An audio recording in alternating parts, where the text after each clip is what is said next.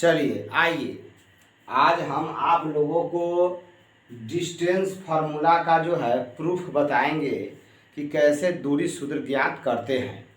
हम लोग जो है कोऑर्डिनेट ज्योमेट्री पढ़ रहे हैं और इसे हिंदी में निर्देशांक ज्यामिति या नियामक ज्यामिति के नाम से जानते हैं। इसमें जो है सबसे इम्पोर्टेंट चीज़ जो है पहले पढ़ना होता है आपको दूरी सूत्र, जो क्लास 10th में पढ़िएगा एक्सरसाइज 7.1, तो उसमें जो है दूरी सूत्र आपको आएगा। तो उस दूरी सूत्र को जो है आपको पता ही होगा क्या है, √x2 माइनस x1 के whole square plus y2 minus y1 के होल स्क्वायर। तो पहले ये आप जान गए कि दूरी सूत्र क्या होता है, और यानी उसको ऐसे बोल सकते हैं कि दोनों बिंदु के भुज के अंतर का स्क्वायर प्लस दोनों बिंदु के कोटि के अंतर का स्क्वायर, और ये सब किसमें हो जाएगा, रूट के अंदर। तो आइए देखते हैं ये कैसे होता है। हम आप लोगों को प्रूफ जो है इसका बताने वाले एकदम इजी तरीके से, अतः आप लोग ध्यान से देखेंगे ये फार्मूला आखिर कैसे डिराइव होता है, वो फार्मूला कैसे बनता है। तो देखिएगा दिए गए दो बिंदु ए और बी, ए तथा बी के बीच की दूरी ज्ञात करना है, और आपको ए का कोऑर्डिनेट और बी का कोऑर्डिनेट क्या करेगा, दे दिया रहेगा, और दे दिया है ये हम लोगों को फार्मूला निकालना है। तो आइए सबसे पहले फिगर को क्या करते हैं, ड्राइव करते हैं, फिगर को ड्रॉ कर लेते हैं। तो यहाँ पे देख लीजिएगा हम फोटो बना दे रहे हैं आपका, ये आपका मूल बिंदु हो जाएगा, ये आपका उधर रेखा को क्या कहते हैं आप, वाई अक्ष। तो वाई एक्स हो गया यहाँ पे, और ये हो गया एक्स एक्सिस। इधर डैश वाला पार्ट छोड़ दे रहे हैं, माइनस पार्ट छोड़ दे रहे हैं, नीचे माइनस पार्ट छोड़ दे रहे हैं। तो हम लोग जो है इसमें ही सिर्फ देख लेंगे। तो देखिएगा यहाँ पे ये खैर आपका मूल बिंदु हो गया आपका ओ, और दो बिंदु है, एक यहाँ पे बैठा है मान गए यहाँ है, और एक बिंदु मान गए यहाँ पे है। तो दो बिंदु हो गया, एक ए और एक बी हो गया, ए और बी दो बिंदु है, इस सबका दोनों का नियामक दिया हुआ है, और ए और बी के बीच के दूरी ज्ञात करना है। किसके किसके बीच में, ए और बी के बीच की दूरी क्या करना है, ज्ञात करना है। तो यहाँ पे जो है हम लोग को फार्मूला जो है तैयार कर रहे हैं, कैसे होगा। तो ध्यान दीजिएगा इसका अपना कोऑर्डिनेट दे दिया है कितना, x1, यहाँ पे देखिएगा थोड़ा बड़ा बड़ा लिख देते हैं। तो यहाँ पे हो जाएगा x1 और y1, और इसका कोऑर्डिनेट हो जाएगा x2 और y2। ठीक है, अब देखेंगे आप लोग यहाँ से क्या कीजिए, यहाँ पे आप लंब डाल दीजिए, ये आप क्या कीजिए, लंब डाल दीजिए, और यहाँ से भी आप क्या कीजिए, लंब डाल दीजिए, और यहाँ से भी आप क्या कीजिए, इस पर लंब ले लीजिए, यहाँ पे क्या कीजिए, आप लंब डाल दीजिए। तो लंब के साथ बना कोण कितना होता है, 90 डिग्री। तो यहाँ भी लंब हो गया है, और यहाँ भी लंब हो गया। आप इसको चाहें तो इधर भी लिख सकते हैं, दोनों तरफ 90, इधर 90 तो इधर 90 ना, तो 90 में 180, तो जो भी हो। तो आप जो ना साइड में आप इसको सूचित करना चाहिए, 90 का साइन है, 90 का सिंबल है। अब देखिएगा नामकरण कर देते हैं इसका। तो दो बिंदु ए और बी है, तो ए से ओ एक्स पर जो है लंब डाले। तो यहाँ पे हम करते हैं ए बी, ऐसा करते हैं, इसको सी इसको डी कर देते हैं, इसका नाम क्या कर लेते हैं हम लोग, ई कर लेते हैं। ठीक है, इसका नाम क्या कर लेते हैं, ई कर लेते हैं। चलिए अब देखेंगे आप लोग यहाँ से क्या हो गया। तो ये जो है x1, तो भुज इसका क्या है, x1 है, इसका कोटि क्या है, y1 है, इसका भुज x2 है, और इसका कोटि कितना है, y2 है। पहले वाले को भुज बोलते हैं, बाद वाले को कोटि बोलते हैं, यानी पहला x निर्देशांक और बाद में y निर्देशांक। तो यहाँ से देखिएगा तो ये आपका हो जाएगा o से c तक, यानी x पार्ट कितना लिया, x1, x पार्ट कितना है, x नियामक कितना है, x1, तो x को कितना लेगा, ये x अक्ष पर ओ एक्स पर क्या हो जाएगा, x एक्सिस पर हो जाएगा, ये आपका हो गया x1। तो ये हो गया x1, कहाँ से कहाँ तक, यहाँ से ले लीजिए आप कहाँ तक, यहाँ तक। तो ये आपका हो जाएगा x1, और O से D तक क्या हो जाएगा, देखिएगा यहाँ पे x2 है, तो मतलब यहाँ से लिया होगा ना x2, यहाँ से अगर 10 रहता है, यहाँ पर बिंदु 10 होता तो यहाँ पे 10 रहता, एक मतलब यहाँ मूल बिंदु से दूरी ना पाता है।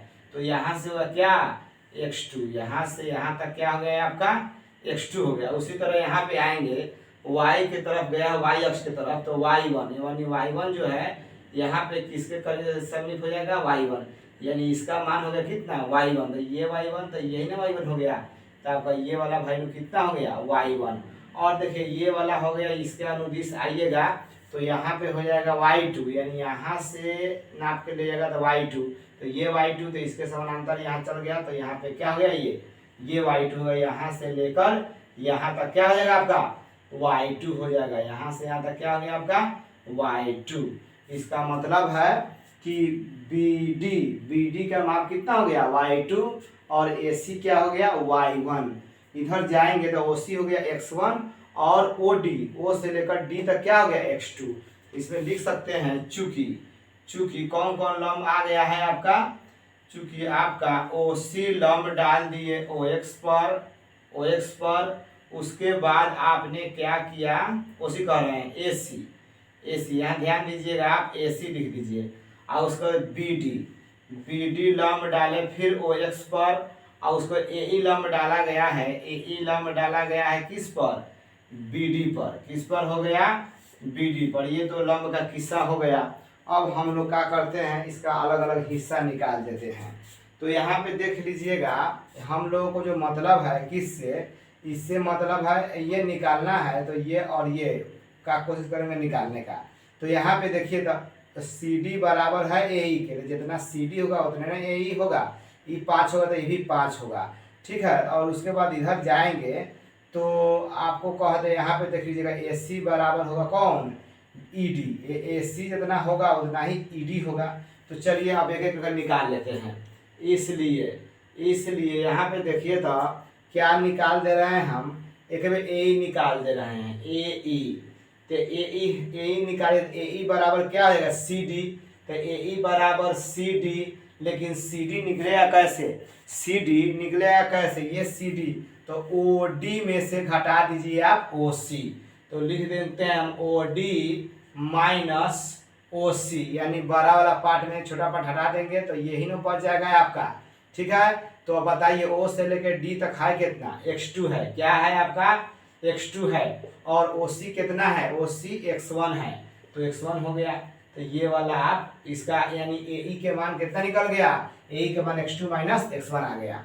तो अब चलते हैं हम लोग किसके पास, यहाँ पे फिर कह दीजिए चूंकि आपका जो है यहाँ से हो जाएगा AC बराबर है कौन ED चाहे कहिए चाहे DE कहिए, तो यहाँ से निकाल लीजिए आप लोग, देखिएगा BE क्या निकाल रहे हैं हम लोग, BE निकाले, यहाँ से लेके यहाँ तक निकाल रहे हैं BE, तो BE निकालेंगे तो ये बड़ा पार्ट कौन हिस्सा है B से लेके D तक BD, और BD में से हम लोग इतना हटा देंगे, ये हो गया आपका BD, ये BD में से इतना हटा देंगे, इतना हटा देंगे तो कौन बच गया, ये आपका BE बच जाएगा, क्या बच जाएगा BE बच जाएगा। तो देखेंगे यहाँ से BE बराबर तो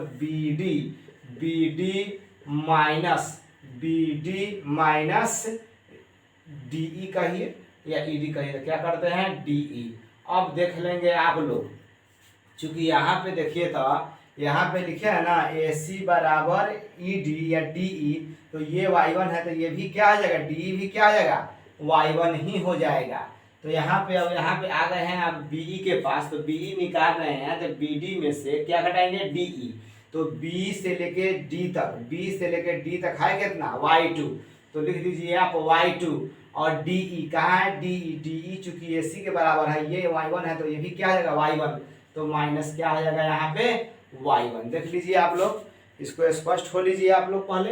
अब आइएगा, अब यहाँ से देख लीजिए त्रिभुज, यहाँ पे कौन त्रिभुज समकोण त्रिभुज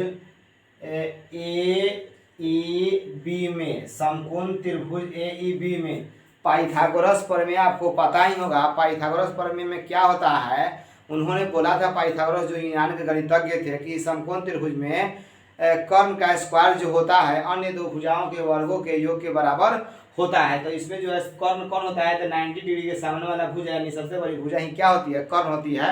तो ये सब हम लोग विशेष तौर पर नाम कर्ण के बारे में विशेष तौर पर जो है त्रिकोणमिति में पढ़ा जाता है। यहाँ जो जरूरी खई से जरूरी हर थोड़ा थोड़ा पढ़ते रहता है, तो यहाँ पे निकाल लेना है। हमको क्या मतलब है, AB से मतलब है। तो AB से मतलब है तो समकोण त्रिभुज में आ ही गए हैं, तो आप लिख लीजिए क्या, AB के स्क्वायर। ये आपका हो गया कर्ण, 90 के सामने ये कर्ण हो गया, तो लंब यानी कर्ण स्क्वायर बराबर अन्य दो भुजाओं के वर्गों के योग के बराबर। तो ये भी कर्ण हो गया, तो AB के स्क्वायर बराबर क्या हो जाएगा बोलिए तो, यहाँ से कर दीजिए AE के स्क्वायर आप प्लस BE का स्क्वायर, बोलिए हो सकता है, यानी इतना इसके बराबर हो जाएगा। AB का स्क्वायर बराबर AE बोले तो ये आधार हो जाएगा, तो AE का स्क्वायर आप प्लस BE का स्क्वायर, यहाँ पे ध्यान दे लेंगे। अब देखिएगा यहाँ से वैल्यू पुट कर दीजिए, तो या यहाँ पे देख लीजिए AB का स्क्वायर बराबर AE के वैल्यू कितना आया है, AE का वैल्यू आया है यहाँ पे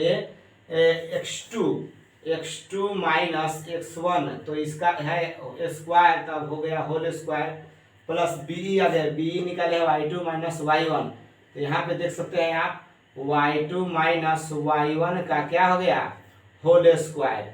यहाँ पे स्क्वायर हटाएंगे तो सामने वाला पर रूट चढ़ाएंगे, तो यहाँ पे हो जाएगा या AB बराबर स्क्वायर हटा के सब पर रूट चढ़ा दीजिएगा, तो आ गया आपका x2 माइनस x1 का whole square plus y2 minus y1 का होल स्क्वायर।